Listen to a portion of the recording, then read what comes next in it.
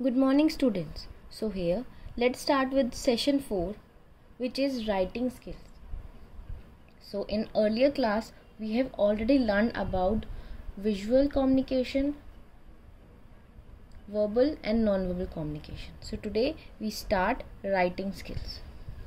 So here writing skills form an integral part of communication. Good writing skills are essential if you want to convey your message clearly and effectively to a large and scattered audience. The better communication, the better will be standing among our colleagues and clients. So here we have 7 Cs with which to check on our communication and on our skills. They are given in a table. So here there is a table of 7 Cs communication. That means 7 communication skills. So first is clear. Here clear stands for make the objective clear, avoid using complex words. It means that we should always be clear about what we are saying, about the word we are using. Second is concise. Here concise means to be clear and to the point. So whenever we speak or discuss something, so we should be very clear about what we are saying, and we have to be on that point only. We do not talk about other things in between that point. That means concise. So next is concrete. Here it means don't be vague. Be specific and be ready with the factual data to support your message.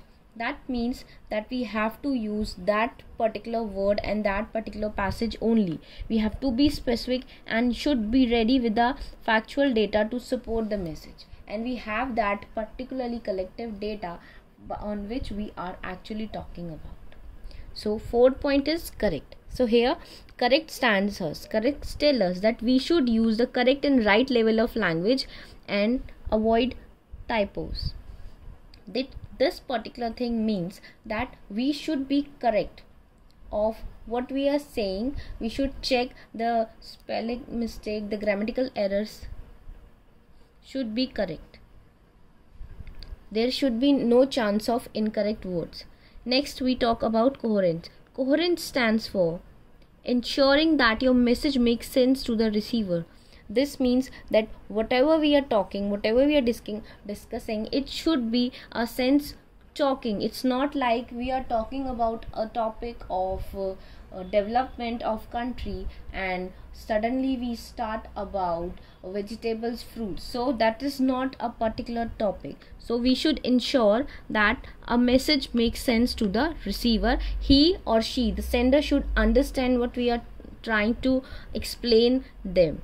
Next is complete. Complete is be sure your message convey everything. This means you have to be very sure that whatever you're trying to say has been delivered to the receiver. It should be complete and there should be nothing left. As it's not like that you have complete your message and suddenly you remind that this point has to be added. It's not be done. You have to be very sure whenever you complete your task. So be sure your message convey everything and it should be in a complete manner.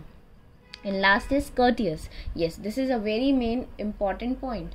Courteous is like we have to be polite while drafting the message. Take into consideration the feeling of the receiver. It means we always have to thankful. We start our message with greetings and end with a message of thank you. So that's what we in this particular thing we are talking about, that we have to be polite while drafting the message. So to write well, one needs a strong command over language. Hence, we will now look at a few basics of English language that are necessary to help us learning the language and use it correctly while writing. So first we talk about phrases.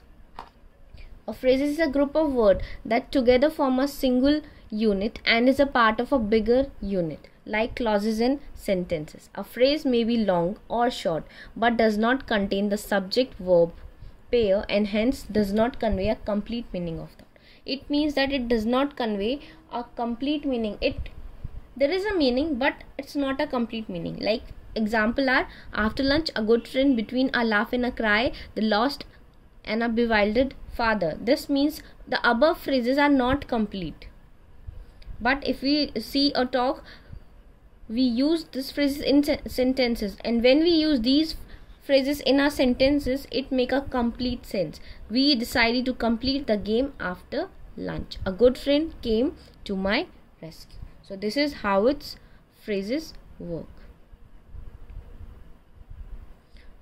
So next, types of phrases. First is noun phrases. Second is verb phrases, prepositions phrases, infinitive phrases, participle phrases. So here, noun phrases tells us about a noun phrase will contain a noun. Example, I visit my old aunt. The new car met with an accident. Verb phrase. A verb phrase will contain the main verb and the helping word. You must return home immediately. Prepositional phrases. Our prepositional phrases will contain our prepositions and its object, which may be a noun or a pronoun. Example is, the scared child lit behind me. They left for the beach after breakfast. Fourth is infinitive phrases. In this we contain an infinitive along with a simple verb. Examples are, Rekha liked to watch movies. Next is participle phrases. Participle phrases begin with the present or past particle ending in ing or ed respectively, and always take the form of an adjective in the sentences. For example, they ate fast without making a murmur. The grains were dried in the sun. So I hope you like the video. Please stay safe, be happy. Thank you. Have a nice day.